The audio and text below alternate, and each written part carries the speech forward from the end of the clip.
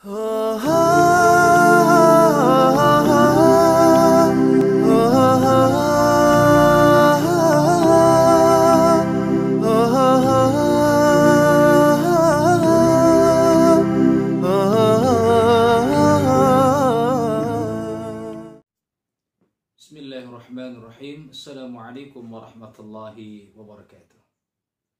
Alhamdulillah, wassalatu wassalamu ala habibillah, nabiyillahi rasulillah, Sayyidina Muhammadin ibni Abdillah, sallallahu alaihi wa alihi wa sahbihi wa mawala wa la hawla wa la quwata illa billah, amma ba'du.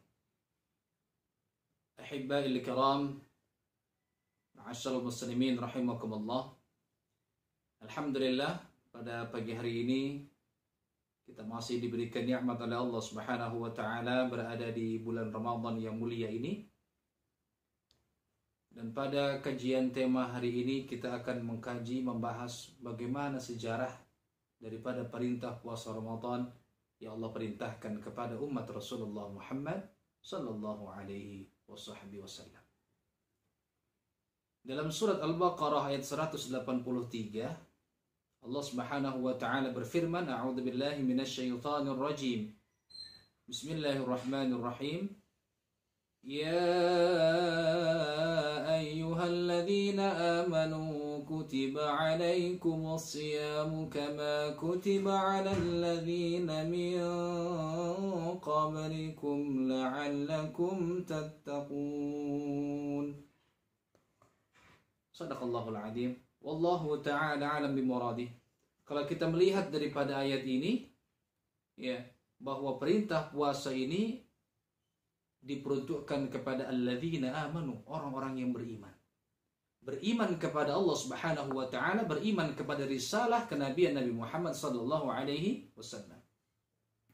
Kutiba 'alaikumus syiyam, diwajibkan kepada kalian berpuasa, kama kutiba 'alal ladzina min qablikum, sebagaimana telah diwajibkan pula kepada umat-umat sebelumnya.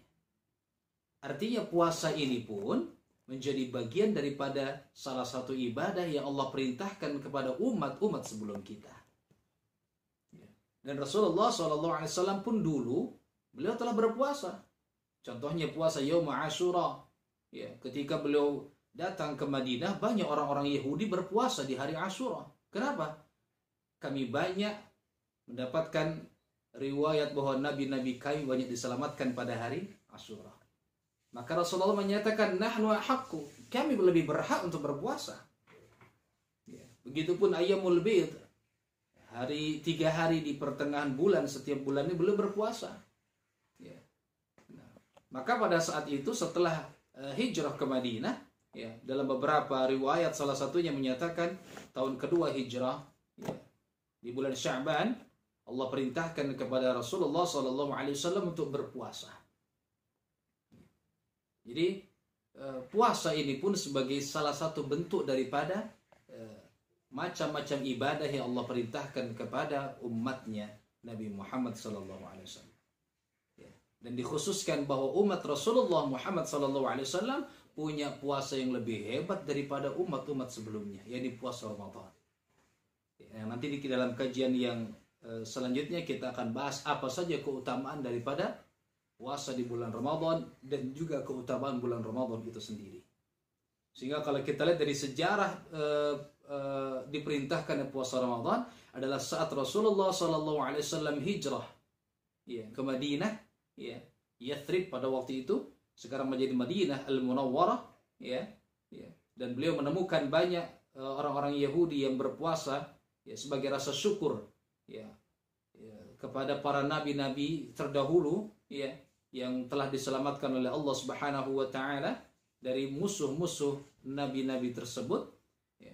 Maka Allah pun perintahkan kepada umat Nabi Muhammad SAW untuk berpuasa, ya, bukan hanya sebagai bentuk rasa syukur, tapi justru ingin menjadikan umat Rasulullah SAW itu menjadi umat-umat yang terselamatkan. La'allakum tattaqun, agar kita terus senantiasa bertakwa kepada Allah Subhanahu wa taala.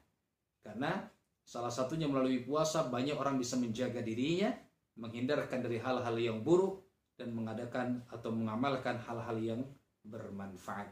Ya, mudah-mudahan seri kajian singkat ini berkisah tentang sejarah daripada perintah puasa Ramadan ya pada tahun kedua Hijrah, ya 2 tahun kedua Hijrah setelah hijrahnya Rasulullah SAW dari kota Makkah ke Madinah. Saat itulah baru pertama kali diperintahkan puasa Ramadan. Ya, dan pada saat itu pun caranya masih berbeda dengan cara kita sekarang. Masih menggunakan beberapa cara-cara jahiliyah. Ya. Ya. Kemudian masih banyak orang juga yang memudahkan membayar fidyah karena ketidakmampuannya untuk berpuasa. Ya. Baru dilengkapkan pada ayat yang selanjutnya. Ya. Wa antasumu khairul lakum in kuntum ta'lamun.